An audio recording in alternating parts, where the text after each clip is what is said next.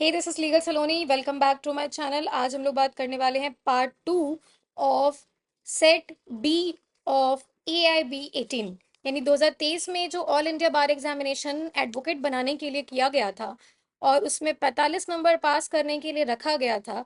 तो उसमें कैसे कैसे क्वेश्चन पूछे गए थे, और जितना हम लोग 50 क्वेश्चन अभी फर्स्ट वीडियो में देख चुके हैं, पार्ट 1 में देख चुके हैं, और अगर आप नहीं देखे हैं तो आप ऊपर के लिंक से क्लिक करके देख सकते हो, या फिर डिस्क्रिप्शन में भी लिंक है उससे भी जाके देख सकते हो, या फिर लीगल सलोनी AIB सर्च करके भी देख सकते हो।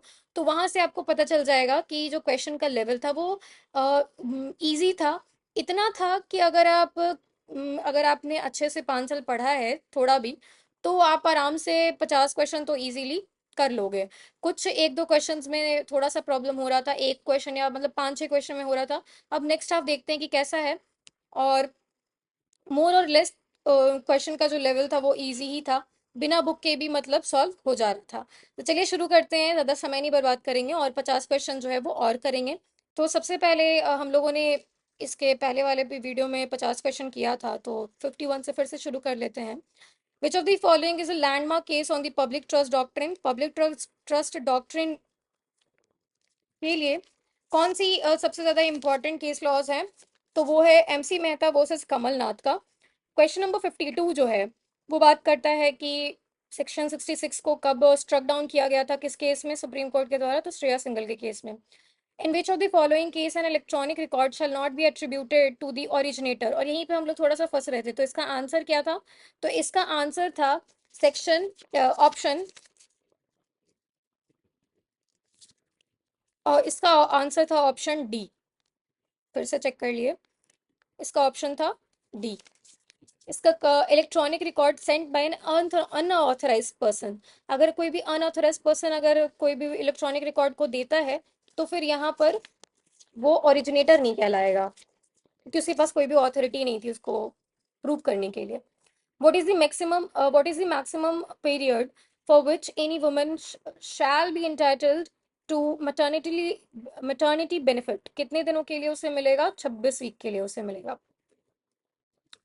फिर है कि उसको मैटरनिटी बेनिफिट एक्ट में उसको ट्यूबिक्टमी, यानी कि ट्यूबिक्टमी में क्या होता है आप लोग जानते होंगे, अगर साइंस आपका बैकग्राउंड होगा, तो उसमें ऑपरेशन कराया जाता है ट्यूब्स का, वो फेलोपियन ट्यूब्स का, ताकि बच्चे ना हो। और इसीलिए तो ये इसका आंसर क्या होगा? तो इसके लिए शायद 4 वीक का, एक बार चेक कर लेते हैं, 2 वीक का समय दिया जाता है। What should be the minimum number of workers originally employed in any factory for having at least one canteen? 250 workers होंगे तो आपको एक कैंटीन देना पड़ेगा। Who among the following is not included in the definition of a workman as per the Industrial Dispute Act? तो industrial dispute act में कौन नहीं है वर्कमैन? तो जो भी 12,000 से ज्यादा का सैलरी रखे हुए वो नहीं है। Who has defined as tortious liability arises unliquidated damage? ये ड्यूटी है, ये सब की बात कौन करते हैं? तो विनफील्ड जी कहते हैं। The Gloucester grammar school damnum sine injuria से रिलेटेड है। Which of the following provision of the motor vehicle act is no fault liability? No fault liability कौन है? आई थिंक 140, एक बार देख लेते हैं। हाँ, 140, ये है section 140। How many consumer rights? 6 consumer rights हैं। एजुकेशन है, और भी बहुत सारी चीज़ें हैं। एजुकेशन है, सेफ्टी है, हियरिंग है, ये सब उसमें है। Which of the following body constituted under the Consumer Protection Act is authorized to render advice on promotion? कौन सा authorized है? स्टेट कंज्यूमर काउंसिल authorized है। Which of the following provision of the Constitution of India state that no tax can be levied or collect except by authority of law? 265 बात करता है constitution का article, जो कि बताता है कि कौन जो है वो लिख सकता है टैक्स। क्वेश्चन नंबर 63, एक बार चेक कर लेते हैं कि सही है कि नहीं। हाँ, सही है। Which of the following would be the first previous year in the business of or profession newly set up on 31st मार्च 2020 को एक नया कंपनी बनती है, और उसका जो कंक्लूड करना है आपको प्रीवियस ईयर। जैसे कि हम लोग जानते हैं प्रीवियस ईयर जो है वो 1 अप्रैल से मार्च 31st तक चलता है। और यहीं पे ये क्वेश्चन में मेरा भी थोड़ा सा दिमाग घूम गया था कि क्या होगा। और 1 अप्रैल ही लगाने वाले थे कि अच्छा 2019 से होगा, लेकिन आप ये याद रखें कि ये न्यूली सेटअप है, यानी इससे पहले तो ये था ही नहीं। तो जब था ही नहीं तो टैक्स कैसे भरेगा? इसीलिए कि इसका 31 मार्च ही इसका 2020 का पहला और आखिरी दिन बन जाएगा। तो यही इसका आंसर है। Section question 65, income tax act जो है वो person is said to be resident, कब रेसिडेंट कहलाएगा? तो जब वो 182 डेज इंडिया में रहेगा मिनिमम। इनकम टैक्स एक्ट कहाँ डिफाइन है? इनकम टैक्स एक्ट में इनकम 224 में ये सब चीजें ऐसी है कि मतलब आप याद ही कर लो, ये हर जगह ऐसा ही आता है। इवन हम लोग के एग्जाम में भी, यूनिवर्सिटी के भी एग्जाम में इसी तरीके के क्वेश्चन थे। Which of the following is not a fraud as per the, कौन फ्रॉड नहीं है? तो कहता है कि प्रॉमिस अगर किया गया है परफॉर्म नहीं करने से फ्रॉड है। एक्टिव कंसीलमेंट ऑफ फैक्ट, ये भी फ्रॉड है, कोई चीज को छुपाना। चुप रहना, अगर आपकी ड्यूटी नहीं थी आपकी बोलने की, तो ये कोई भी गलती नहीं है, ये फ्रॉड नहीं है। Any act or omission law specifically declare to be fraudulent, जो पहले से डिक्लेयर हो तो फ्रॉडुलेंट ही होगा। Which of the following statement is correct? if A intending to deceive B falsely represents that 500 monds of indigo are made annually, अगर झूठ बोल के अगर उसको कोई भी प्रॉपर्टी बेचने की कोशिश करता है तो क्या होगा? तो ऐसा कॉन्ट्रैक्ट जो है वो बी के अकॉर्डिंगली वॉइडेबल हो जाएगा। Which of the following injunction can be granted only by the decree made at hearing and upon the merit of the suit? Perpetual injunction ही आप कर सकते हो। परपीचुअल इंजंक्शन क्या हुआ? परपीचुअल इंजंक्शन क्या मतलब हो गया? परमानेंट इंजंक्शन, कि अब वो पूरा मेरिट देख के हियरिंग करके दिया जाएगा। ऐसे नहीं दिया जा सकता, नहीं तो फिर वो ये हो इलीगल वर्क हो जाएगा, वो गलत हो जाएगा। A stipulation in a bond of payment of compound interest on failure to pay simple interest at the rate of same payable upon the principal is not a penalty within the meaning following provision। कौन सा contract act का provision है? तो ये आप I think हम भूल रहे हैं। 70 का क्या है answer? B. B is the correct answer, 74। इसको एक बार फिर से प्रोविजन को देख लेंगे, सेक्शन 74 क्या कहता है। अगर कमेंट में आप बोल सकते हैं तो बिल्कुल बोलिए। क्वेश्चन नंबर 71 है, what is the default interest payable under section 63 of the transfer property act? 9% ही है डिफॉल्ट इंटरेस्ट। फिर है, which of the following is the time limit given under the section 17? कौन सा टाइम लिमिट दिया गया है 17 में? तो दिया गया है 18 ईयर्स या अपने ट्रांसफर के से लेके 18 साल तक। विच of the following is not a negotiable instrument? बिल्कुल, हुंडी जो है वो बहुत पहले के जमाने में चलता था, अब वो नहीं है। In the light of negotiable instrument, at what rate interest will be charged if the rate of interest is not mentioned in the, अगर mention नहीं है negotiable instrument में तो 18% पर annum पे charge किया जाएगा। Within what period from the date of publication of the declaration, if no award is made, entire proceeding of the acquisition of land shall lapse as per the this act? 12 महीने के अंदर में अगर कोई भी publication of declaration नहीं किया जाता है अवार्ड से रिलेटेड, प्रॉपर्टी से रिलेटेड, तो इस एक्ट के तहत वो वॉइड हो जाएगा, लैप्स कर जाएगा, खत्म हो जाएगा। तो हाँ, 12 साल, 12 महीने। What is the minimum percentage of affected families that need to give their prior consent? 80% लोगों को प्रायर कंसेंट देना होगा, तभी उनके लैंड प्रॉपर्टीज को चेंज किया जाएगा, इधर से उधर कहीं भी ट्रांसफर किया जाएगा। Imagine an IPL team set up a company to sell their own range of clothes, तो वो उनको कौन सा इंटेलेक्चुअल प्रॉपर्टी का काम करना होगा? उन्हें ट्रेडमार्क ले लेना होगा। How long do patent usually last for? 20 साल तक लास्ट करता है, उसके बाद नहीं। The concept of freedom of trade commerce mention Australia से लिया गया है। इंडिया में जो भी ट्रेड कॉमर्स का जो कॉन्सेप्ट है वो कॉन्स्टिट्यूशन में लिया गया है ऑस्ट्रेलिया से। Which of the following writ cannot ये use to enforce performance of public duties? Mandamus authority है, डिमांड है। व्हाट इज द कमांड है? What is the following constitution amendment जो कि हिंदी ट्रांसलेशन किया, publishing Hindi translation for the constitution, had made the provision for publishing Hindi translation to the constitution? Hindi translation कौन किया है? 81 का आंसर क्या है? डी, कंफ्यूजन था।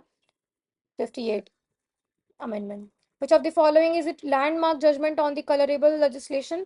colorable legislation के लिए कौन सा लैंडमार्क है? तो इसका भी देख लेते हैं। Bihar versus Kameshwar Singh, state of Bihar versus Kameshwar Singh. Which of the following constitutional amendment act was passed in light of the advisory opinion received in Berubari case? Berubari case में कौन सा फिर एडवाइजरी ओपिनियन जो आया था, वो कॉन्स्टिट्यूशनल अमेंडमेंट कौन सा आया था? और रे बेरोबरी केस, सी, नाइन्थ अमेंडमेंट आया था। Which of the following provision of the Constitution of India is relevant for solving question of repugnancy? Repugnancy की बात कौन करता है? 254, 254, 84 का आंसर सी, 254। रिपग्नेंसी मतलब कि सेंट्रल लॉ और स्टेट लॉ जब सामने सामने भिड़ जाएंगे और उनका मतलब जो क्वेश्चन का जो भी क्वेश्चन अराइज अगर कॉन्ट्राडिक्टरी होगा, तो वहां पर सेंट्रल लॉ प्रिवेल करेगा। तो यही 254 बात करता है। Mike is walking. What translation period was provided in the Constitution of India for changing official language of Union from English to Hindi? 15 सालों के लिए टाइम पीरियड, ट्रांजिशन पीरियड रखा गया था। In which of the following cases it was held that there could not be no reservation on single post in the cadre? तो ये I think Chakradhar Paswan वाला ही case है, एक बार देख लेते हैं। Yes, Chakradhar Paswan versus State of Bihar.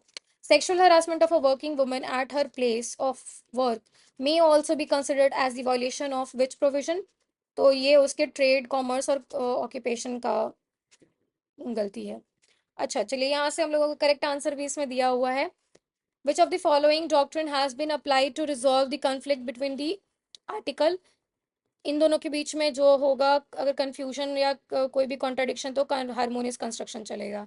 In which of the following situation Indian penal code may not apply? कब नहीं अप्लाई करेगा? तो ऐसा जहां पे कि बाहर में कोई भी कंप्यूटर लोकेटेड हो तो नहीं होगा। पनिशमेंट कितने हैं? 5 थे आईपीसी में, अब 6 हैं।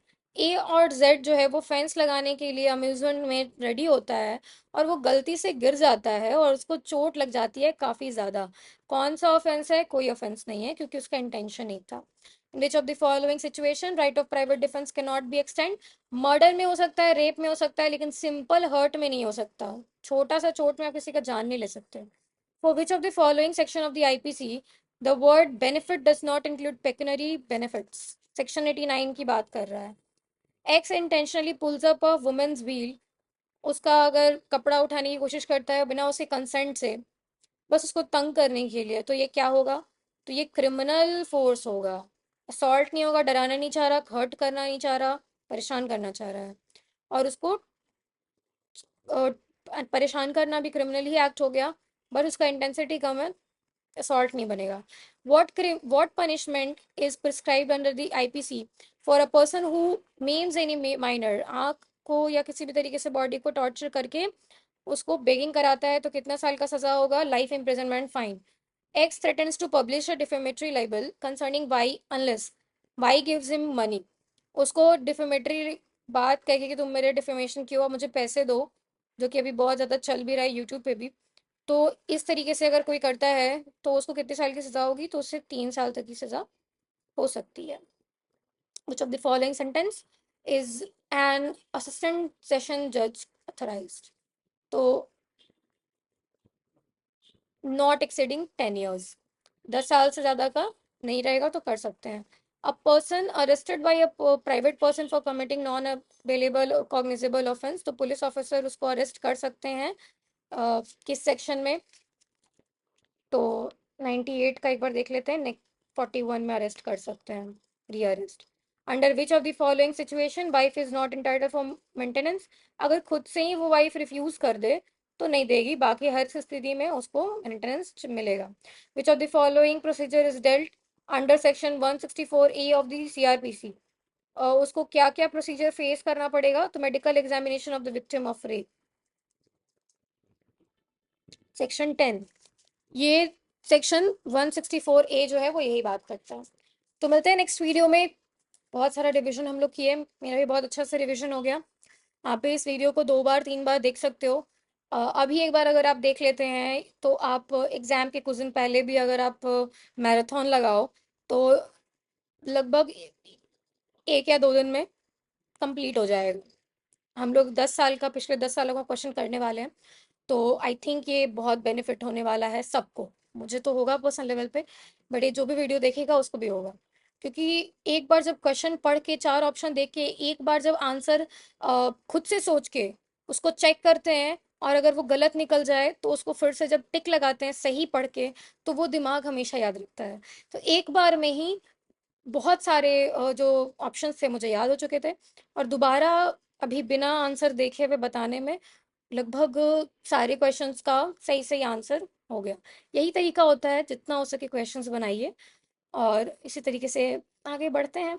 चलिए मिलते हैं नेक्स्ट वीडियो में। Thank you so much for watching legal Saloni.